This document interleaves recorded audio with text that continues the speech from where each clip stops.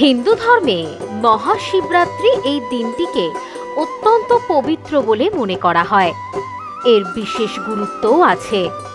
কিন্তু এই বছর মহাশিবরাত্রি তিথি ঠিক কখন পড়েছে সেই নিয়ে অনেকের মনেই দ্বন্দ্ব দেখা দিয়েছে।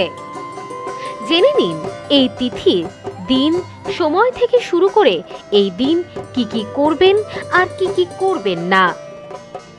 মহাদেবের আরাধনার সর্বশ্রেষ্ঠ দিন হল মহাশিবরাত্রি। এদিন ভোলেনাথ সমস্ত ভক্তের উপর তার আশীর্বাদ বর্ষণ করেন। ভক্তি মনে পুজো করলে শিব ভক্তদের মনোবাঞ্ছা পূরণ হয়। মহাশিবরাত্রি হিন্দু ধর্মের অন্যতম গুরুত্বপূর্ণ ও পবিত্র উৎসব, যা ভগবান শিবের আরাধনার জন্য বিশেষভাবে পালিত হয়। প্রতি বছর ফাল্গুন মাসের কৃষ্ণপক্ষের চতুর্দশী তিথিতে এই উৎসব উদযাপন করা হয়। 2026 সালে মহাশিবরাত্রি শুরু হবে 15 ফেব্রুয়ারি বিকেল 5:04 এবং শেষ হবে 16 ফেব্রুয়ারি বিকেল 5:34।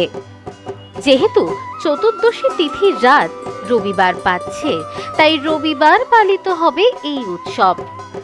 শিবকে হিন্দুদের সর্বোচ্চ দেবতা মনে করা হয়। সনাতন ধর্মের শাস্ত্রসমূহে তিনি পরম সত্তা রূপে ঘোষিত। তিনি সমসাময়িক হিন্দু ধর্মের 3টি সর্বাধিক প্রাচীন সম্প্রদায়ের অন্যতম শৈব সম্প্রদায়ের প্রধান দেবতা। তার বিশেষ রুদ্ররূপ ধ্বংস, সংহার ও প্রলয়ের দেবতা। সর্বোচ্চ স্তরে শিবকে অপরিবর্তনশীল পরম ব্রহ্ম মনে করা হয়। মাঘ মাসের কৃষ্ণপক্ষের চতুর্দশী তিথিতে শিবরাত্রি পালন করা হয়। বিশ্বাস অনুযায়ী মহাদেবের আরাধনার সর্বশ্রেষ্ঠ দিন হল মহাশিবরাত্রি। এদিন ভোলেনাথ সমস্ত ভক্তের ওপর তার আশীর্বাদ বর্ষণ করেন। ভক্তি মনে দেবাদিদেব মহাদেবের পুজো করলে ভক্তদের মনোবাঞ্ছা পূরণ হয়। এই জন্যে মহাশিবরাত্রির দিনটি শিব ভক্তদের কাছে অত্যন্ত বিশেষ বলে মনে করা হয়। এদিন উপোস রাখার চেষ্টা করুন, মন থেকে শুদ্ধ থাকার চেষ্টা করুন। কোনো নেতিবাচক ভাবনাকে একদম জায়গা দেবেন না। শিবের বিভিন্ন মন্ত্র পাঠ করুন, বিশেষ করে মহামৃত্যুঞ্জয় মন্ত্র। এতে তুষ্ট হন দেবাদিদেব মহাদেব। এদিন ভুলেও গ্রহণ করবেন না আমিষ খাবার।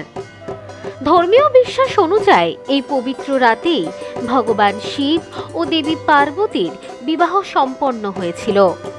আবার অনেকের মতে এই দিনেই ভগবান শিব শিবলিঙ্গ রূপে প্রকাশিত হন।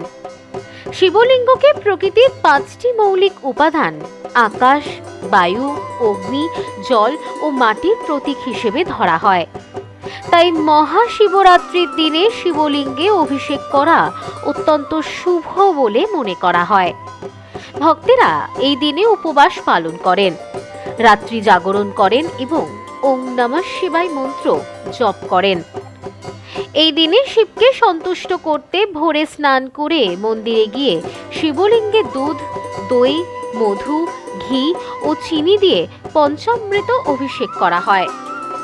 বিল্লপত্র উপসর্গ করা হয়। এটি অত্যন্ত শুভ বলে মনে করা হয়।